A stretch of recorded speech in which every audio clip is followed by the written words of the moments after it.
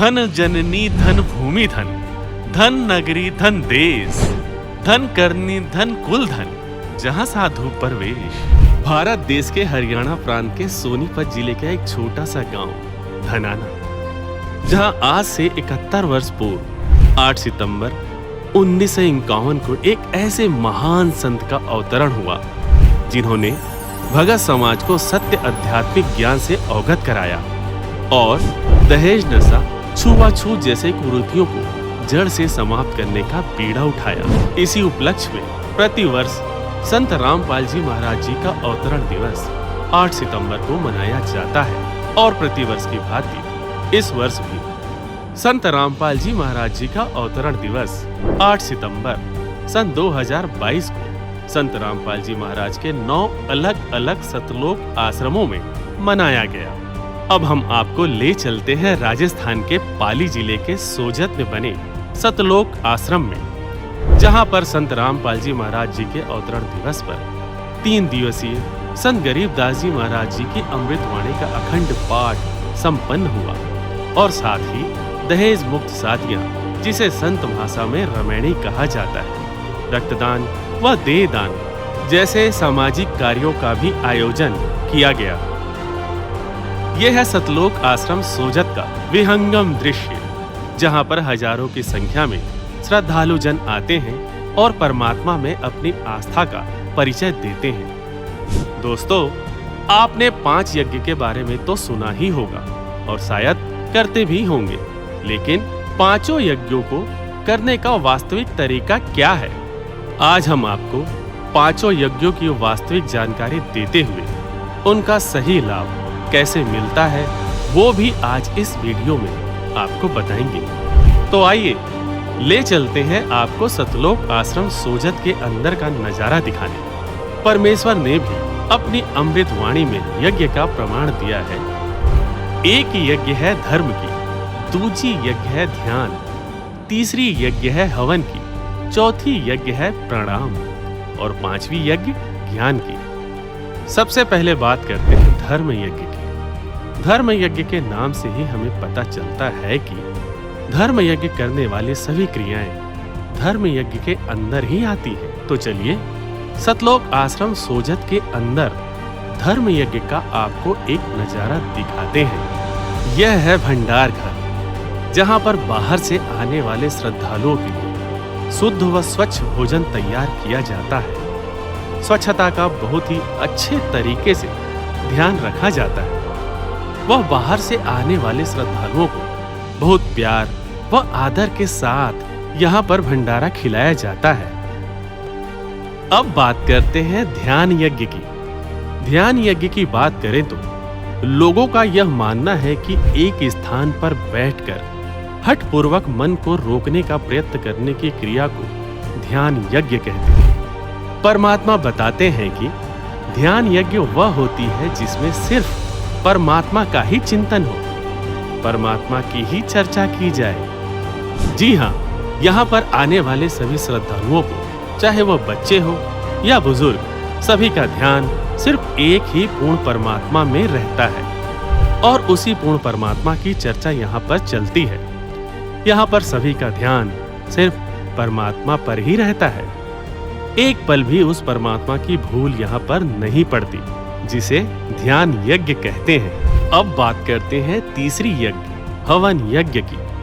हम सभी यह तो जानते ही हैं कि गाय या भैंस की घी को अग्नि में प्रज्वलित करना हवन यज्ञ कहलाता है, लेकिन आज तक हमने यही सुना और देखा है कि हवन यज्ञ करने के लिए लकड़ियों में दीप प्रज्वलित किया जाता है, जबकि हमारे शास्त्रों में ज्योति यज्ञ करने का प्रमाण मिलता है। ऋग्वेद मंडल 8 सूक्त 46 मंत्र 10 में ज्योति यज्ञ करने को कहा है। रुई की बाती बनाकर उसमें घी डालकर जलाने से हवन यज्ञ हो जाता है। जैसे हम देखते हैं कि हवन यज्ञ करने के लिए लकड़ियां जलाई जाती हैं, जिसमें कार्बन डाइऑक्साइड ज्यादा मात्रा में निकलती है, जिससे प्रकृति को नुकसान होता है। और वहीं दूसरी ओर बहुत ही कम मात्रा में रुई जलाई जाती है, जिसमें कार्बन डाइऑक्साइड बहुत ही कम होता है। और जो भी घी प्रज्वलित होता है, उसका प्रभाव पूरे ब्रह्मांड में बहुत ही तीव्र गति से होता है, जिससे वर्षा होती है, जिससे हवन यज्ञ करने का लाभ मिलता है। चौथी यज्ञ है प्रणाम। साधना उसी साधक की सफल होती है जिसमें विनम्रता व आधीनी होती है, और प्रणाम यज्ञ करने से आधीनी आती है, जिससे परमात्मा हमारे निकट आते हैं। जिस व्यक्ति में अहंकार होता है वह परमात्मा की प्राप्ति नहीं कर सकता। जैसे रावण ने इतनी भक्ति करी, फिर भी उसमें अहंकार बहुत था, जिस कारण से उसकी भक्ति सफल नहीं हो पाई और राक्षस कहलाया। श्रीमद् भगवद गीता अध्याय 4 श्लोक 34 में तत्वदर्शी संत से तत्व ज्ञान प्राप्ति के लिए उसे दंडवत प्रणाम करने को कहा गया है, और पूर्ण परमात्मा की भक्ति करने के लिए अष्ट अंग दंडवत प्रणाम करना होता है। यहाँ पर आने वाले सभी श्रद्धालु अपने पूर्ण परमात्मा के आगे अष्ट अंग दंडवत प्रणाम करते हैं, जिससे आत्मा में विनम्रता आती है, अहंकार दूर होता है। यह प्रणाम यज्ञ होता है, जिसका नजारा आप यहाँ पर बखूबी देख सकते हैं। हम बात करते हैं 5वीं यज्ञ ज्ञान यज्ञ की। ज्ञान यज्ञ का अर्थ है ज्ञान ग्रहण करना। सत्य ग्रंथों का अध्ययन व तत्व ज्ञान सुनना ज्ञान यज्ञ कहलाता है। गीता अध्याय 4 के श्लोक 35 में भी ज्ञान यज्ञ को सबसे श्रेष्ठ यज्ञ बतलाया गया है। ज्ञान ग्रहण करने से साधक को सही और गलत का पता चलता है, जिससे साधक सही भक्ति मार्ग चुनकर अपना मोक्ष करवा सकता है। यहाँ पर आप देख सकते हैं कि बाहर से आए हुए लोगों को परमात्मा के बारे में सही ज्ञान बताया जाता है, वह उस परमात्मा की प्राप्ति का तरीका बताया जाता है, जिससे साधक नाम दीक्षा लेकर मर्यादा में रहकर भक्ति करके अपना कल्याण करवा सकता है। यह 5 यज्ञ करने का सही तरीका संत रामपाल जी महाराज जी द्वारा बताया जा रहा है। दोस्तों, अब आपको दिखाते हैं कितने व्यवस्थित तरीके से संत रामपाल जी महाराज जी के अवतरण दिवस पर सतलोक आश्रम सोजत में व्यवस्थाएं की गई थी। जैसे ही आप सतलोक आश्रम सोजत के अंदर प्रवेश करते हो तो आपको यहाँ पर सिक्योरिटी की व्यवस्था दिखेगी, जहाँ आप पर सिक्योरिटी सेवादारों द्वारा बाहर से आने वाले सभी श्रद्धालुओं की बहुत ही अच्छे से जांच की जाती है, जिससे कि कोई भी गलत वस्तु आश्रम के अंदर प्रवेश ना हो।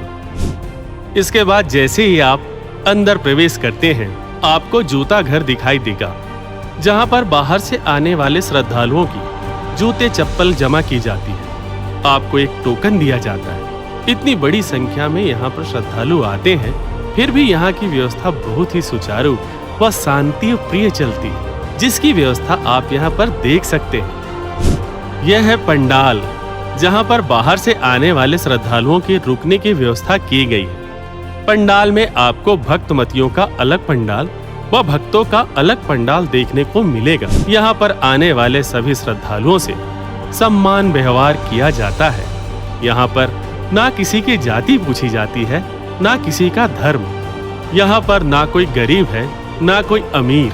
यहाँ पर सब एक समान है।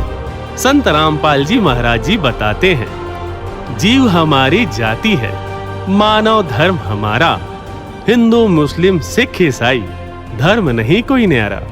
यह है प्रणाम स्थल, जहां पर प्रतिदिन हजारों श्रद्धालु पूर्ण परमात्मा को दंडवत प्रणाम करके पूर्ण परमात्मा में अपनी आस्था, श्रद्धा व समर्पण का परिचय देते हैं। चलिए अब आपको ले चलते हैं भंडार घर में। यह है भंडार घर, जहां पर बाहर से आने वाले सभी लोगों के लिए भंडारे की व्यवस्था की जाती है, जिसमें स्वच्छता का पूरी तरह से ध्यान रखा जाता है। यहाँ पर बनने वाला भंडारा बहुत ही शुद्ध होता है। यहाँ पर शुद्ध देसी घी में बड़ी मात्रा में हलवा प्रसाद भी बनाया जाता है। अब हम आपको ले चलते हैं पुस्तकालय में। संत रामपाल जी महाराज जी द्वारा लिखित पुस्तकें जीने की राह, जिसे लोग ऑनलाइन ऑर्डर कर फ्री पुस्तक मंगवा रहे हैं। इस पुस्तकालय में आपको संत रामपाल जी महाराज जी द्वारा लिखित और भी बहुत से पुस्तकें देखने को मिलेंगे। यहाँ पर न केवल संत रामपाल जी महाराज जी की पुस्तकें मिलती हैं, बल्कि संत रामपाल जी महाराज जी के विभिन्न स्वरूप भी आपको यहाँ पर देखने को मिलेंगे। चलिए अब आपको ले चलते हैं प्राथमिक चिकित्सालय में, जहाँ पर दूर से आने वाले श्रद्धालुओं को सेहत ना ठीक होने पर निःशुल्क दवाइयाँ दी जाती हैं। अब हम आपको ले चलते हैं नाम दीक्षा केंद्र पर। यह है संत रामपाल जी महाराज जी का नाम दीक्षा केंद्र, जहां पर बाहर से आने वाले नए श्रद्धालुओं को संत रामपाल जी महाराज जी द्वारा निःशुल्क नाम दीक्षा दी जाती है। यहाँ पर नए आने वाले श्रद्धालुओं को संत रामपाल जी महाराज जी द्वारा बनाए गए कुछ नियम बताए जाते हैं, जैसे मांस, तंबाकू, बीड़ी, सिगरेट आदि जितने भी प्रकार के नशे हैं उन सब से दूर रहना है और समाज में हो रहे पाखंड, अंधविश्वास में विश्वास ना करके केवल एक पूर्ण परमात्मा में विश्वास रखना है और केवल उनकी ही भक्ति करनी है। पवित्र शास्त्रों में प्रमाण है कि पूर्ण तत्वदर्शी संत की पहचान करके उनसे नाम दीक्षा लेकर उनके द्वारा बताए गए भक्ति मार्ग पर चलना चाहिए और भक्ति 3 साल की उम्र से शुरू हो जाती है। हम आपको ले चलते हैं दरबार साहिब में, जहां पर संत रामपाल जी महाराज जी के अवतरण दिवस पर 3 दिवसीय संत गरीबदास जी महाराज जी की अमृत वाणी का अखंड पाठ का आयोजन किया गया। यहाँ पर हो रहे संत गरीबदास जी महाराज जी की अमृत वाणी के अखंड पाठ प्रकाश से 5 यज्ञों का लाभ मिलता है। अब आपको दिखाते हैं संत रामपाल जी महाराज जी के अवतरण दिवस पर हुई दहेज मुक्त शादियां, जिसे संत भाषा में रमैणी कहा जाता है। संत रामपाल जी महाराज जी के अवतरण दिवस पर सैकड़ों की संख्या में शादियां हुई, जिसमें किसी भी तरह का कोई दहेज नहीं लिया गया और बिल्कुल साधारण तरीके से केवल 17 मिनट में गुरुवाणी से शादी संपन्न हुई। यहाँ पर बहुत ही सादगी से शादियां संपन्न होती हैं, जिसमें किसी भी तरह का कोई दिखावा, आबंडर नहीं किया जाता है। सरकार द्वारा बहुत से प्रयत्न किए गए भारत को दहेज मुक्त करने में, लेकिन सरकार के प्रयास विफल ही रहते हैं। लेकिन यहाँ पर आप देख सकते हो कि संत रामपाल जी महाराज के सानिध्य में बिल्कुल साधारण और बिना किसी दिखावे के दहेज मुक्त शादियां केवल 17 मिनट में संपन्न कराई जाती है। चलिए अब आपको लिए चलते हैं संत रामपाल जी महाराज के सानिध्य में हुए सामाजिक कार्य, रक्तदान व देहदान की तरफ। यहाँ पर बड़ी संख्या में श्रद्धालुओं ने देहदान व रक्तदान में भाग लेकर अपनी भूमिका निभाई, ताकि जरूरत पड़ने पर यह काम आ सके। वर्तमान में संत रामपाल जी महाराज का सामाजिक कार्यों में हमेशा ही महत्वपूर्ण योगदान रहा है। जो काम सरकार भी नहीं कर पा रही, वह काम संत रामपाल जी महाराज के सानिध्य में हो रहा है। इन सब का प्रत्यक्ष प्रमाण आज आप सब ने देख लिया कि किस तरह से संत रामपाल जी महाराज जी के सानिध्य में दहेज मुक्त विवाह, रक्तदान और देहदान किया जा रहा है। तो दोस्तों, जैसा कि आपने देखा, संत रामपाल जी महाराज जी का 72वां अवतरण दिवस मनाया गया, जिसमें लाखों श्रद्धालुओं ने हिस्सा लिया और परमात्मा की अमृत वाणी का लाभ प्राप्त किया। यहाँ पर सामाजिक कार्यों का भी आयोजन किया गया, जिसमें समाज को संदेश दिया गया दहेज मुक्त विवाह का और देहदान का, रक्तदान का जैसे महान सामाजिक कार्य करके भी समाज के उत्थान में अहम भूमिका निभाई। तो दोस्तों, बिना किसी देरी करते हुए आप भी संत रामपाल जी महाराज जी द्वारा बताए जा रहे शास्त्रों से प्रमाणित ज्ञान को समझकर उनसे नाम दीक्षा लेकर अपने व अपने परिवार का कल्याण करवाएं। सतलोक आश्रम सोजत में आने के लिए दिशा निर्देश। अगर आप सतलोक आश्रम सोजत में ट्रेन से आ रहे हैं तो सोजत में नजदीकी railway station Sojat road Marwar junction है। सोजत रोड रेलवे स्टेशन से सतलोक आश्रम सोजत 20 किलोमीटर की दूरी पर है और मरवाड़ जंक्शन से सतलोक आश्रम सोजत 33 किलोमीटर की दूरी पर है। सत्संग के दौरान रेलवे स्टेशन से आपको आश्रम की तरफ से निःशुल्क बसें मिलेंगी। आप उन बसों में बैठकर आसानी से आश्रम पहुंच सकते हैं। और अगर आप सतलोक आश्रम सोजत में बस द्वारा आते हैं तो बस आपको सोजत मेन बस स्टैंड पर उतारेगी।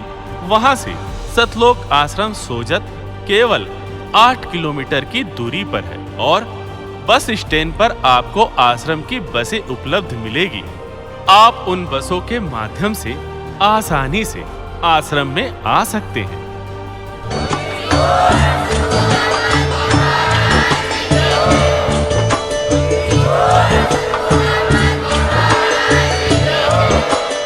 सत सही